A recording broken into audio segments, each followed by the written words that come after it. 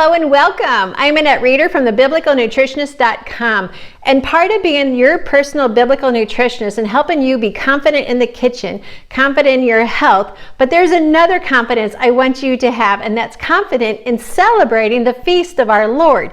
And today it's all about Shavuot. And today what we're going to do is make some barley cakes. Not like the other version I already showed you in a previous video. This one's going to have apples, cranberries, pecans, and cinnamon. So we are totally going to change this up and make a delicious barley cake just for you and your family to use to celebrate during this festival of harvest.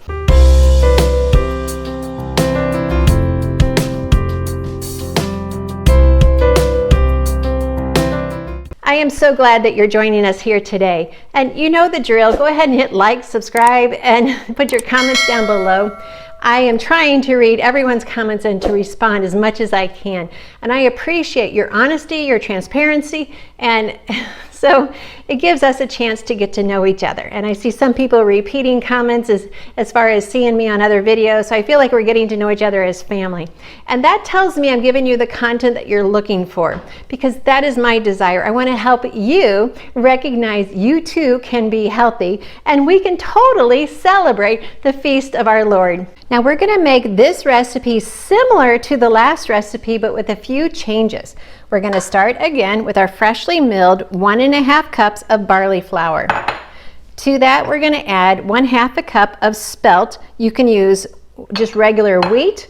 You could use a white wheat. You could use a hard red, whichever one you want. For what we're making, since this isn't really a cake that rises a lot, we aren't using yeast. This is more of a quick bread. So any of your favorite wheats would work. Kamut, spelt, einkorn, all of those would work well. Now this one, we're going to go ahead and add our baking powder, our salt, and also some cinnamon. So definitely about 1/2 teaspoon of cinnamon, because it's a small bread, it's not a large serving. Mix those up.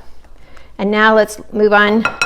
Let's go ahead. This time we're going to be using an organic cane sugar instead of honey. Last time we used honey, and it was a very liquidy base, which is fine, and you're going to see when you watch that video how those turned out, and they are scrumptious. But this time we're going to use an organic sugar. I like to use different ingredients just in case you have access to one versus the other. Okay, there's our dry ingredients. Now let's work on the wet ingredients. Now we have less as we're not mixing in honey, so we really just have our milk, and I'm using a coconut milk. Any milk that is your favorite will work fine. And we're going to use 1 egg. When you make this with the honey, it gives you extra liquid, and if you don't want to use an egg, you don't have to. All right, so that's a quick mix right there. So now we're going to add in our dry ingredients. Mix this up really well, and then we're going to add in all of our amendments to this recipe. All of our optional ingredients, which I say make this just a favorite for everyone. And I'm not getting out my Nutri-Mill Artiste or my Bosch mixer, because this is just so easy to mix by hand. In fact, you could whip this up in less than 10 minutes, have it in the oven, and enjoy it for breakfast, lunch, or dinner. Now we're going to add in 1 chopped apple. Make sure we get all of those. Now we're also going to add in some nuts, but before that I want to show you what else we're adding in. So I took some cranberries and I have soaked them in some hot apple juice. I did that about 30 minutes ago. Now I'm going to strain them. I'm going to save the juice, and my husband will use it in his smoothie in the morning. What this does is it plumps up the cranberries. So you don't have that hard, chewy cranberry. You actually have a very nice, plump cranberry, which is just more delightful to chew. We'll add those in. Yeah, that is just a great touch to do that, to make them a little bit softer. You do not want to mix them in water, because water will leach out the sweetness of the cranberries, and you end up with just kind of a red, chewy, fruit in your breads, but not the sweetness of the cranberry. Or actually, I should say the tartness, because cranberries are very tart. Now, my favorite nut is pecan, so I'm going to add in 1/2 cup of pecans. Now we are ready to bake this delicious bread. It's really a cake. Yum, yum.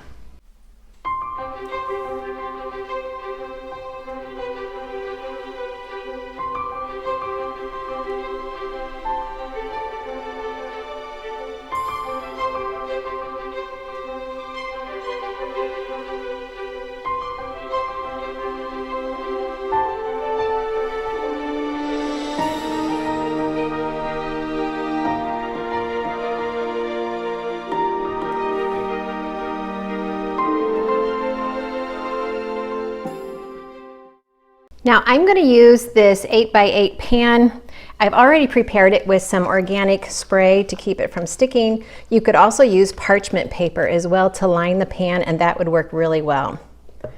Go ahead and get my spatula out. My Fisky, which is so popular on our website, everybody's buying that Fisky. We seem to run out quite often and have to put it on back order. It's great for mixing, but not always as good as the spatula is, you know, for spreading things around, but we'll go ahead and use it here. Oh, this is going to taste delicious. Plus, we get to use it for our Shavuot celebration. This is the first year we're going to have people over at our house to celebrate, and I just can't wait. I'm so excited. I'm like a kid getting ready for Christmas. Now I'm going to put this in the oven at 375 for about 15 minutes, and I'll see how well it's done by then. Well, here we have our apple cranberry pecan barley cake. This is delicious.